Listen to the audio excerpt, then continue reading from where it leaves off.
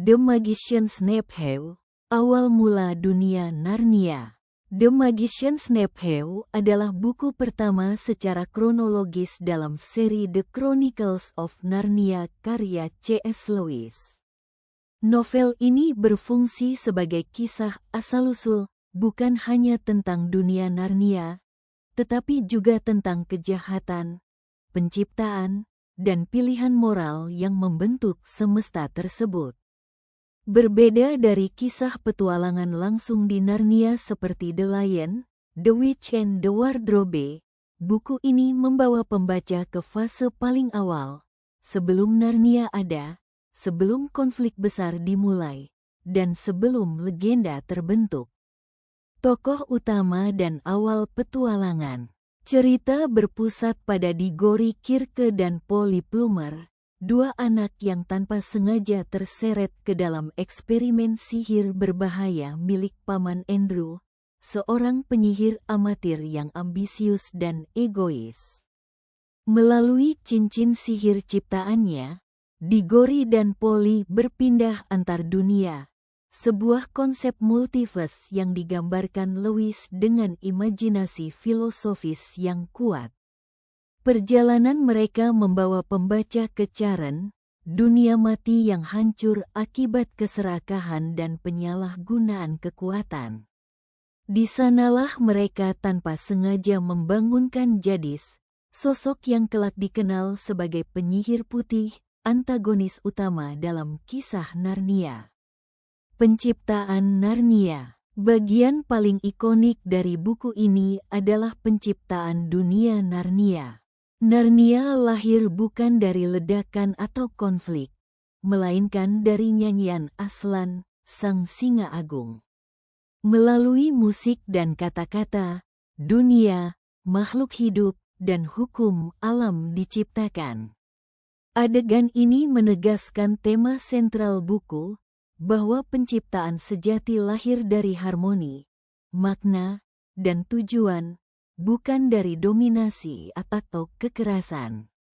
Aslan digambarkan bukan sekadar penguasa, tetapi pencipta yang bijak, tenang, dan penuh kasih.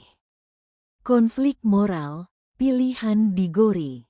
Puncak emosional cerita terletak pada ujian moral yang dihadapi Diggory. Ia diberi kesempatan untuk mengambil buah ajaib yang dapat menyembuhkan ibunya yang sakit. Namun, pilihan itu datang dengan konsekuensi besar bagi dunia Narnia. Disinilah C.S. Lewis menanamkan pesan filosofis yang kuat. Kebaikan sejati seringkali menuntut pengorbanan pribadi.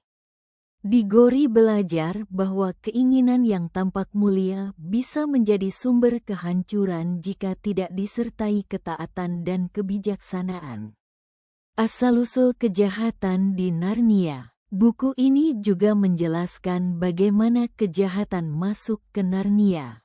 Jadis bukanlah produk Narnia, melainkan kejahatan yang diimpor dari dunia lain. Ini menggarisbawahi gagasan bahwa kejahatan seringkali berasal dari keserakahan dan ambisi yang dibawa masuk, bukan dari ciptaan awal yang murni. Pohon apel pelindung yang ditanam Aslan menjadi simbol batas moral. Selama batas itu dijaga, kejahatan tidak akan berkuasa. Makna filosofis dan simbolisme. The Magician's Nephew syarat dengan simbolisme. Charen melambangkan peradaban yang runtuh akibat kesombongan. Aslan merepresentasikan kebijaksanaan, penciptaan, dan kebenaran moral. Buah terlarang mengingatkan pada pilihan etis antara keinginan dan ketaatan. Lewis tidak menyampaikan khotbah secara langsung, tetapi membungkus filsafat dan nilai moral dalam cerita fantasi yang ringan namun mendalam. The Magician's Nephew bukan sekadar cerita anak-anak tentang dunia ajaib. Buku ini adalah refleksi tentang awal mula, tanggung jawab moral, dan pilihan manusia. Ia mengajarkan bahwa setiap dunia, baik nyata maupun fiksi, dibentuk oleh keputusan-keputusan kecil yang diambil dengan hati dan akal budi. Sebagai pembuka kronologis Narnia, buku ini memberi fondasi emosional dan filosofis yang membuat kisah-kisah selanjutnya terasa lebih bermakna. Ini adalah kisah tentang bagaimana dunia dimulai dan bagaimana karakter diuji sejak awal.